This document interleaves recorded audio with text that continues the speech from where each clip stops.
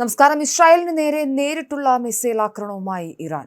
April 8 പ്രഖ്യാപിച്ച വെടിനിർത്തലിന് ശേഷം ആദ്യമായി ഇസ്രായേലിന് നേരെ നേരിട്ടുള്ള മിസൈൽ ആക്രമണമാണ് ഇറാൻ നടത്തിയിരിക്കുന്നത്.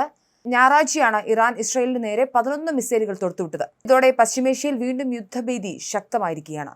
ഇറാന്റെ നടപടിയോട് കടുത്ത ഭാഷയിലാണ് ഇസ്രായേൽ പ്രതികരിച്ചത്. ഇറാൻ തൊടുത്തുവിട്ട എല്ലാ മിസൈലുകളും തങ്ങൾ പ്രതിരോധിച്ചതായി ഇസ്രായേൽ ഡിഫൻസ് ഫോഴ്സ് വ്യക്തമാക്കി.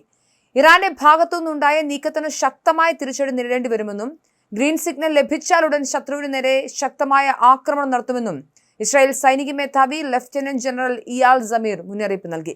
ഇറാന്റെ ഭീകര ഭരണം വീണ്ടും ഭീകരതയുടെ പാത തെരഞ്ഞെടുത്ത് വലിയൊരു തെറ്റാണ് വരുത്തിവച്ചിരിക്കുന്നതെന്ന് ഇസ്രായേൽ മിലിറ്ററി വക്താവ് ബ്രിഗേഡിയർ ജനറൽ എഫി ഡെഫ്രിൻ കുറ്റപ്പെടുത്തി.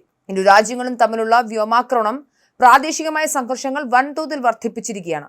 മുൻകരുതൽ നടപടി എന്ന നിലയിൽ ഇറാൻ, ഇറാഖ്, സിറിയ എന്നീ രാജ്യങ്ങൾ തങ്ങളുടെ വ്യോമാതിർത്തികൾ പൂർണ്ണമായും ഭാഗികമായും അടച്ചുപൂട്ടിയിട്ടുണ്ട്. പടിഞ്ഞാറൻ വ്യോമാതിർത്തി ഇറാൻ താൽക്കാലികമായി അടച്ചതായും തെഹ്റാനിലെ ഇമാം ഖൊമൈനി അന്താരാഷ്ട്ര വിമാനത്താവളത്തിൽ നിന്നുള്ള സർവീസുകൾ അടുത്ത അറിയിപ്പുണ്ടാകുന്നതുവരെ നിർത്തിവെച്ചതായും മാധ്യമങ്ങൾ റിപ്പോർട്ട് ചെയ്യുന്നുണ്ട്. ഇറാഖും വ്യോമഗതാഗതം പൂർണ്ണമായും താൽക്കാലികമായും നിർത്തിവെച്ചിട്ടുണ്ട്. അതേസമയം ആക്രമണത്തിന് പിന്നാലെ ഇസ്രായേൽ പ്രധാനമന്ത്രി ബെഞ്ചമിൻ നെതന്യാഹുവിനോട് ഇറാന് നേരെ കൂടുതൽ സൈനിക നടപടികൾ അരുത് എന്ന് US പ്രസിഡന്റ് ഡൊണാൾഡ് ട്രംപ് ആവശ്യപ്പെട്ടു കഴിഞ്ഞു. കൂടുതൽ സൈനിക നീക്കങ്ങൾ ഉണ്ടായാൽ അത് US-ഉം ഇറാനും തമ്മിലുള്ള കരാർ രൂപീകരണത്തിനായുള്ള ശ്രമങ്ങളെ തകിടം മറിക്കുമെന്ന് ട്രംപ് വാദിച്ചു. ഇരുപക്ഷവും ഇതിനകം തന്നെ പരസ്പരം ആക്രമണങ്ങൾ നടത്തിക്കഴിഞ്ഞെന്നും അതിനാൽ മറ്റൊരു സംഘർഷം ഒഴിവാക്കണമെന്നും ട്രംപ് നെതന്യാഹുവിനോട് പറഞ്ഞതായി ആക്സിയോസ് റിപ്പോർട്ട് ചെയ്യുന്നു. ഇസ്രായേലും ഇറാനും അവരുടെ ആക്രമണങ്ങൾ നടത്തിക്കഴിഞ്ഞെന്നും ഇനിയൊരു ആക്രമണത്തിന്റെ ആവശ്യമില്ലെന്നും ട്രംപ് വ്യക്തമാക്കി. ഇറാനുമായി ഒരു അന്തിമ കരാറിലേക്ക് തങ്ങൾ വളരെ അടുത്തെത്തിയിരിക്കുകയാണെന്നും മികച്ചൊരു കരാറായിരിക്കും ഇതെന്നും വ്യക്തമാക്കിയ ട്രംപ് ഇപ്പോഴത്തെ സാഹചര്യങ്ങൾ കാരണം ആ ശ്രമങ്ങൾ തകർക്കാൻ താൻ ആഗ്രഹിക്കുന്നില്ലെന്നും കൂട്ടിച്ചേർത്തു. ആക്രമണത്തെ തുടർന്ന് ഹൈഫ, കേസരിയ, ഹദേര എന്നിവയുൾപ്പെടെ വടക്കൻ മധ്യ ഇസ്രായേലിന്റെ വലിയൊരു ഭാഗത്ത് വ്യോമാക്രമണ സൈറണുകൾ മുഴങ്ങി. പ്രാദേശിക നിവാസികളുടെ സുരക്ഷിത സ്ഥാനങ്ങളിലേക്ക് മാറാൻ അധികൃതർ നിർദ്ദേശം നൽകി. ഇസ്രായേലിന്റെ അടിയന്തര സേവന വിഭാഗമായ മാഗൻ ഡേവിഡ് അദോമിന്റെ റിപ്പോർട്ട് പ്രകാരം മിസൈൽ ആക്രമണത്തിൽ നേരിട്ട് ആർക്കും പരിക്കേറ്റിട്ടില്ലെങ്കിലും സുരക്ഷിത കേന്ദ്രങ്ങളിലേക്ക് ഓടി മാറുന്നതിനിടയിൽ നിരവധി ആളുകൾക്ക് പരിക്കുണ്ട്.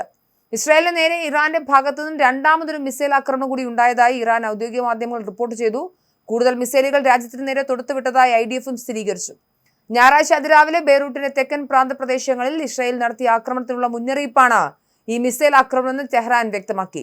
ഐക്യരാഷ്ട്രസഭയുടെ ചാർട്ടറിലെ ആർട്ടിക്കിൾ 51 പ്രകാരം നടത്തിയ പ്രതിരോധ നടപടിയാണെന്നും ഇസ്രായേലിന്റെ ഭാഗത്തുനിന്ന് ഇനിയും ആക്രമണം ഉണ്ടായാൽ ഇതിലും ശക്തമായ മറുപടി നൽകുമെന്നും ഇറാന്റെ വിദേശകാര്യ മന്ത്രാലയം മുന്നറിയിപ്പ് നൽകി. ലബനനിൽ ഇസ്രായേൽ സൈനിക നടപടികൾ വ്യാപിപ്പിച്ചാൽ കൂടുതൽ തകർപ്പൻ തിരിച്ചടികൾ നേരിടേണ്ടി വരുമെന്ന് ഇസ്ലാമിക് റവല്യൂഷണറി ഗാർഡ് കോർപ്സും ഇസ്രായേലിന് മുന്നറിയിപ്പ് നൽകി. വടക്കൻ ഇസ്രായേലിലെ ജനവാസ മേഖലകൾക്ക് നേരെ ഹിസ്ബുള്ള നടത്തിയ നിരന്തരമായ ആക്രമണങ്ങൾക്കുള്ള മറുപടിയാണ് ബെയ്റൂട്ടിലെ ഹിസ്ബുള്ള കമാൻഡ് സെന്റർ ആക്രമിച്ചതെന്ന് ഇസ്രായേൽ വക്താവ് ബ്രിഗേഡിയർ ജനറൽ എഫി ഡെഫ്രിൻ അറിയിച്ചു. ലെബനിലുടനീളം IDF പ്രവർത്തനം തുടരുമെന്നും ഹിസ്ബുള്ള ഭീകര സംഘടനയ്ക്കെതിരായ നടപടികൾ ശക്തമാക്കുമെന്നും അദ്ദേഹം കൂട്ടിച്ചേർത്തു. ഇതേ തുടർന്ന് കടുത്ത സുരക്ഷാ നടപടികളുടെ ഭാഗമായി ഗസയിലേക്കുള്ള കെരം, ഷാലോം, റഫ എന്നീ അതിർത്തികൾ അടുത്ത അറിയിപ്പ് ഉണ്ടാകുന്നതുവരെ അടച്ചുപൂട്ടുന്നതായി ഇസ്രായേൽ ഗവൺമെന്റ് ഏജൻസിയായ കോഗാറ്റും പ്രഖ്യാപിച്ചിട്ടുണ്ട്.